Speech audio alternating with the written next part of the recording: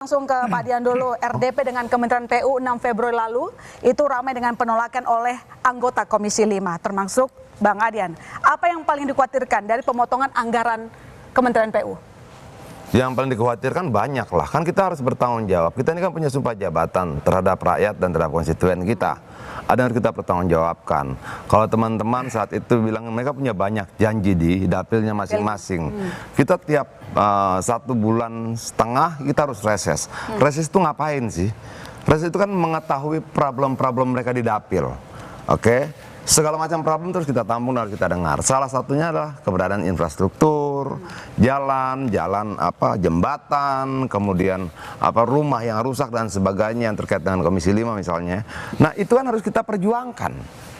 Itu tiba-tiba anggarannya dipotong.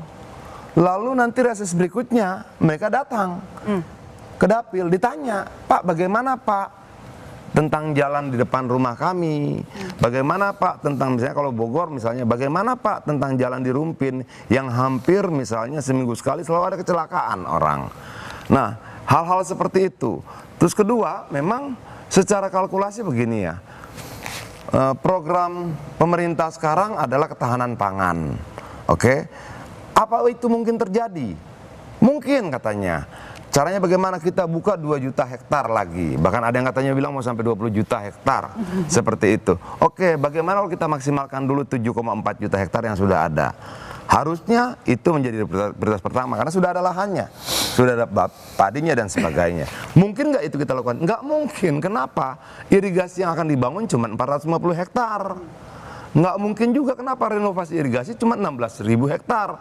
Artinya akan ada 7,3 juta hektar yang tidak tersentuh dengan irigasi, perbaikan dan sebagainya. Nah, ini semua kan tidak masuk di akal kita. Oke. Kita harus mencerdaskan kehidupan bangsa, itulah amanat konstitusi. Tapi ketika kemudian anggarannya dipotong, yang tadinya target Kementerian PU itu adalah membangun 9.000 unit sekolah pendidikan, sekarang 0. Yang tadinya targetnya itu 2.000 sekian untuk madrasah, sekarang tinggal 80 sekian. Itu loh. Terus di mana mencerdaskan kehidupan bangsanya gitu loh. Oke, baik. Tapi yang menarik nih Pak Adian, anggotanya boleh ribut, tapi ketuanya malah ketuk palu. Kami putarkan pernyataan dari Palasarus. Pagu indikatif itu kewenangan penuh pemerintah, Pak.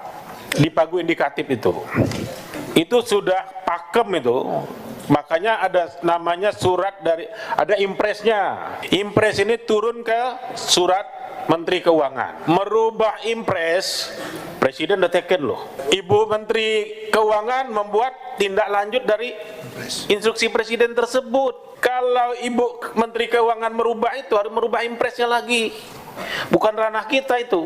Kalau saya ditanya setuju enggak anggaran Menteri Pekerjaan Umum ini sebesar itu, 1000% saya bilang saya tidak setuju.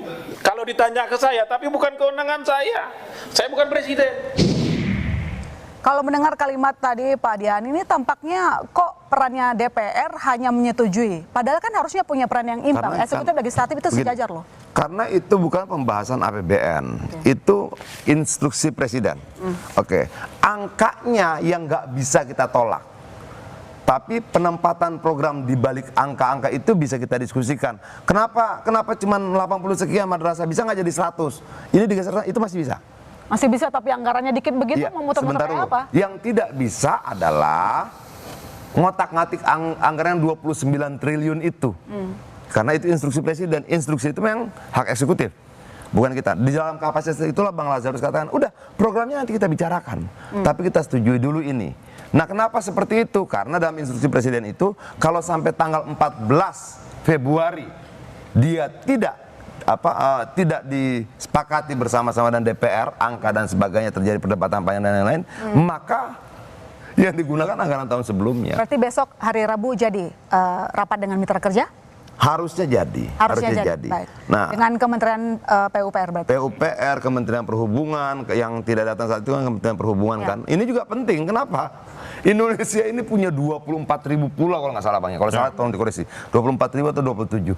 Penerbangan perintis itu penting banget.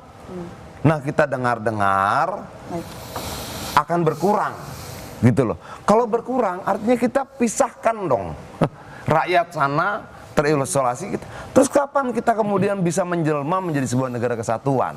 Di banyak wilayah memang karena alam kita seperti ini hanya bisa dijangkau dengan penerbangan-penerbangan yang sifatnya khusus. Oke, baik. Saya ke Pak Agus.